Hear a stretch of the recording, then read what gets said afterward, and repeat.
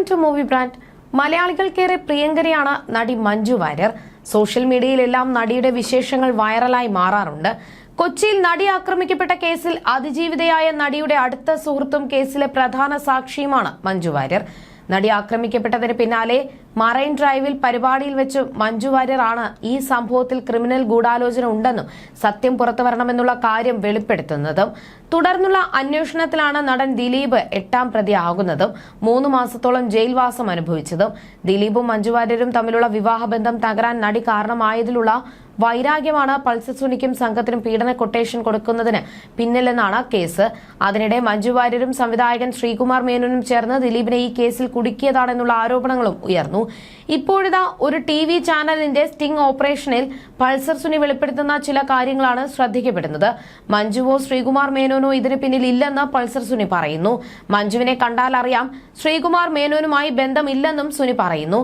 മഞ്ജുവിന് ഇതിൽ റോളുണ്ടോ എന്നുള്ള റിപ്പോർട്ടറുടെ ചോദ്യത്തിന് പൾസർ സുനി നൽകുന്ന മറുപടി ഇങ്ങനെയായിരുന്നു: മഞ്ജുവിന് ഇതിനകത്ത് എങ്ങനെ റോള് വരാനാണ്? ആ പാവത്തിനെ പിടിച്ച് വലിച്ചിട്ടതല്ലേ.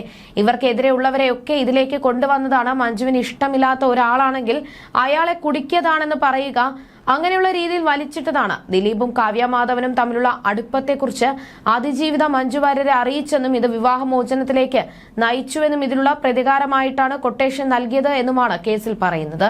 എന്നാൽ പ്രതിഭാഗത്തിന്റെ വാദം ദിലീപിന്റെ മുൻ ഭാര്യയായ മഞ്ജു വാര്യരും സുഹൃത്ത് ശ്രീകുമാർ മേനോനും ചേർന്ന് പൾസർ സുനിയെ ഉപയോഗിച്ച് ദിലീപിനെ കള്ളക്കേസിൽ കുടുക്കിയതാണ് എന്നാണ്.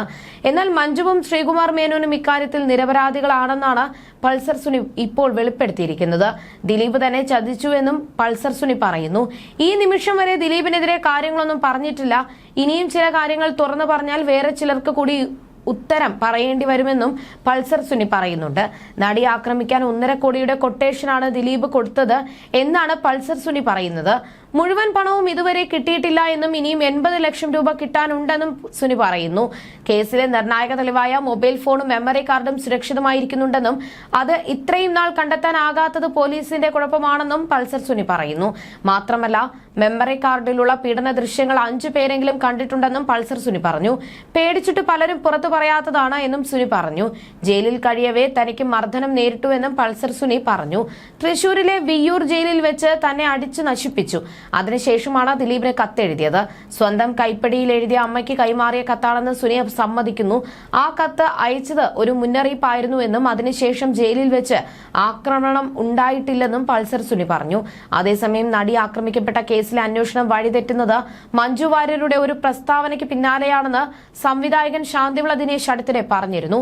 ആക്രമിക്കപ്പെട്ട നടിക്ക് പിന്തുണയുമായി സിനിമാ ലോകം കൊച്ചിയിൽ ഒന്നിച്ചുകൂടിയിരുന്നു.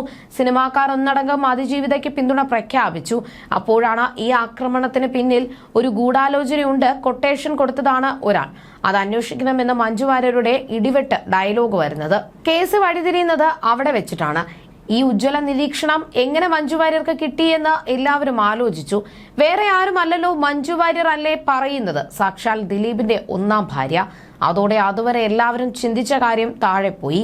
പകരം ഈ ഗൂഢാലോചന നടത്തിയത് ആരെന്നതിന് പിറകെയായി എല്ലാവരും. സ്വാഭാവികമായും ചത്തത് കീചകനെങ്കിൽ കൊന്നത് ഭീമൻ തന്നെയെന്ന നിലയിലായി കാര്യങ്ങൾ. പിറ്റേന്ന് മുതൽ അത് വലിയ വാർത്തയാകാനും തുടങ്ങി. നടിയെ ആക്രമിച്ച 7 എണ്ണത്തിനെയും പിടിച്ച് അകത്തിട്ടെന്ന് പറഞ്ഞ് മുഖ്യമന്ത്രി പ്രതിപക്ഷത്തിന്റെ വായ അടപ്പിച്ചു നിൽക്കുമ്പോഴാണ് നമ്മുടെ നായികയുടെ എൻട്രി. ഒടുവിൽ ഈ നടിക്കെതിരെ കൊട്ടേഷൻ കൊടുത്തിട്ടുണ്ടെങ്കിൽ, അല്ലെങ്കിൽ മലയാള സിനിമയിൽ ആരെങ്കിലും കൊട്ടേഷൻ കൊടുത്തിട്ടുണ്ടെങ്കിൽ അത് ദിലീപ് ആയിരിക്കുമെന്ന് എല്ലാവരും ഉറപ്പിച്ചു. നടിക്ക് എല്ലാവിധ പിന്തുണയും പ്രഖ്യാപിച്ച ദിലീപ് പ്രതിപട്ടികയിലുമായി. ഞാൻ ദിലീപിന്റെ പേര് പറഞ്ഞിട്ടില്ലെന്ന് അതിജീവിത ആ സമയങ്ങളിൽ വളരെ മാന്യതയോടെ പറഞ്ഞിരുന്നു. അതിജീവിത അങ്ങനെ പറഞ്ഞപ്പോൾ മഞ്ജു വാര്യർ തിരുത്താനൊന്നും പോയില്ല. ഈ സമയത്താണ് WCC ജന്മം കൊള്ളുന്നതും മുഖ്യമന്ത്രിയെ നേരിൽ കാണുന്നതും. അതിന്റെയും നേതാവ് ദിലീപിന്റെ മുൻ ഭാര്യയായിരുന്നു.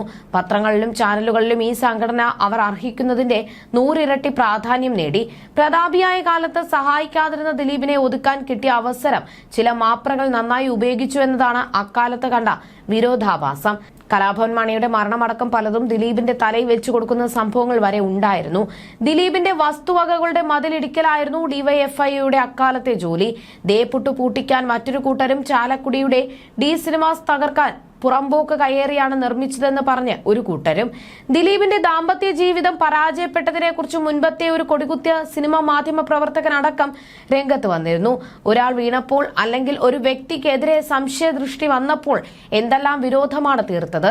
ഇതിനിടയിലാണ് കേസ് ഒരു സ്ത്രീ ഓഫീസർ അന്വേഷിക്കണമെന്ന് അതിജീവിത ആവശ്യപ്പെടുന്നത്. മുഖ്യമന്ത്രി അത് ഉടൻ അംഗീകരിക്കുകയും ഒരു കക്ഷിയെ നിയമിക്കുകയും ചെയ്തു. എല്ലാവർക്കും സന്തോഷം. അതിന്റെ ഫലം ഉടൻ കാണാനായി. ദിലീപ് കൊടുത്ത പരാതിയിൽ ചില സംശയങ്ങൾ ദൂരീകരിക്കാനുണ്ടെന്ന് പറഞ്ഞ് വിളിച്ചു വരുത്തി പിടിച്ചകത്തിട്ടു എന്നുമാണ് ശാന്തിവിള ദിനേശ് പറഞ്ഞിരുന്നത്. എല്ലാ കുറ്റവാളികളെയും പിടിച്ചകത്തിട്ടെന്ന് പറഞ്ഞ മുഖ്യമന്ത്രി തന്നെ പിന്നീട് പറയുന്നത് ഒരു പ്രമുഖ നടനെ തന്നെ പിടിച്ചകത്തിടാൻ സാധിച്ച ഞാനാണ് ഇവിടെ ഭരിക്കുന്നത് എന്നാണ്. ഭയങ്കരം തന്നെ.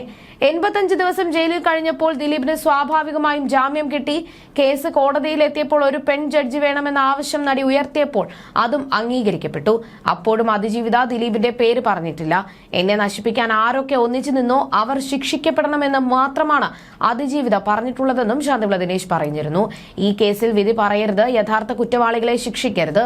നിങ്ങൾ ആരെയും ശിക്ഷിച്ചില്ലെങ്കിലും കുഴപ്പമില്ല, പക്ഷേ ദിലീപിന് ശിക്ഷ നൽകാതെ വിട്ടുകളയുമോ എന്ന പേടി കൊണ്ടായിരിക്കണം ഉപഹർജികൾ കൊടുത്ത് കേസ് നീട്ടി കൊണ്ടുപോകുന്നത്. ഇത്തരത്തിൽ ഉപഹർജി വരുമ്പോൾ അത് സ്വീകരിക്കരുത് എന്ന് ആവശ്യപ്പെട്ട് ദിലീപ് രംഗത്ത് വരും. ദിലീപ് ഉപഹർജിയെ എതിർക്കുമ്പോൾ കോടതി ചോദിക്കുക നിങ്ങളെക്കുറിച്ചുള്ള കാര്യമല്ലല്ലോ, പിന്നെ എന്തിനാണ് ഇതിൽ കക്ഷി ചേരുന്നത് എന്നാണ്. എന്തായാലും കഷ്ടപ്പെട്ടുണ്ടാക്കിയ കുറച്ച് കാശ് കളയാം എന്നതാണ് ഇതിലെ കാര്യം. എനിക്ക് തോന്നുന്നത് ഈ കേസുമായി ബന്ധപ്പെട്ട് ദിലീപിന് ഒരു 10 കോടി രൂപയെങ്കിലും ചിലവായി കാണുമെന്നാണ്. അതിജീവിതയ്ക്കും അത്രയ്ക്കുമായി കാണും. കാരണം അവരും അധികവും സ്വന്തമായി വക്കീലിനെ വെച്ചൊക്കെയാണ് കേസ് നടത്തിയത്. അതിജീവിതയുടെ ആവശ്യപ്രകാരമാണ് അന്വേഷണം നടത്താൻ വനിതാ ഉദ്യോഗസ്ഥയെയും വിചാരണ നടത്താൻ വനിതാ ജഡ്ജിയെയും വെക്കുന്നതെന്നാണ് വാർത്ത. എന്നാൽ ഇപ്പോൾ പറയുന്നത് ആ വനിതാ ജഡ്ജി വേണ്ടെന്നാണ്. അങ്ങനെ വാദിയും പ്രതിയും പറയുന്നത് കേട്ട് ജഡ്ജിമാരെ മാറ്റുകയാണെങ്കിൽ ഈ നാട്ടിൽ നിയമം നടത്താൻ സാധിക്കുമോ? അതുകൊണ്ട് തന്നെ അവരെ മാറ്റിയില്ലെന്നും ശാന്തിവിള ദിനേശ് പറയുന്നു. അതേസമയം കഴിഞ്ഞ ദിവസം കേസിൽ CBI അന്വേഷണം ആവശ്യപ്പെട്ട് സമർപ്പിച്ച ഹർജിയിൽ ദിലീപിനെ ഹൈക്കോടതി വിമർശിച്ചിരുന്നു. നടി ആക്രമിക്കപ്പെട്ട കേസിന്റെ യഥാർത്ഥ വസ്തുതയും കേസ് രജിസ്റ്റർ ചെയ്യാൻ കാരണമായ ഗൂഢാലോചനയും വെളിച്ചത്തു കൊണ്ടുവരാൻ നീതിയുക്തവും നിഷ്പക്ഷവുമായ അന്വേഷണം വേണമെന്നും അതിന് CBI വരണമെന്നുമാണ് ദിലീപിന്റെ വാദം. കേസിൽ 2017 ഏപ്രിൽ തന്നെ കുറ്റപത്രം സമർപ്പിച്ചിട്ടും ലൈംഗിക അതിക്രമം പകർത്താൻ ഉപയോഗിച്ച മൊബൈൽ ഫോണ് കണ്ടെടുത്തില്ലെന്നും ഇത് കണ്ടെത്തുന്നതിനായി തുടരന്വേഷണം വേണമെന്നും കോടതിയിൽ ദിലീപ് വാദിച്ചു. എന്നാൽ കേസിൽ പ്രതിയായ ഒരാൾക്ക് CBI അന്വേഷണം എങ്ങനെയാണ് ആവശ്യപ്പെടാൻ സാധിക്കുക എന്ന് കോടതി ചോദിച്ചത്. നിങ്ങൾ ഈ റിട്ട് ഹർജി വിചാരണയ്ക്കുള്ള പ്രതിരോധമായി ഉപയോഗിക്കുന്നുവെന്നും കോടതി പറഞ്ഞു. കേസ് പല ആവർത്തി മാറ്റിവെച്ചെന്നത് കോടതി നിരീക്ഷിച്ചു. അന്തിമവാദം കേൾക്കലിനായി കേസ് ഏപ്രിൽ 7 മാറ്റിവെച്ചിരിക്കുകയാണ്.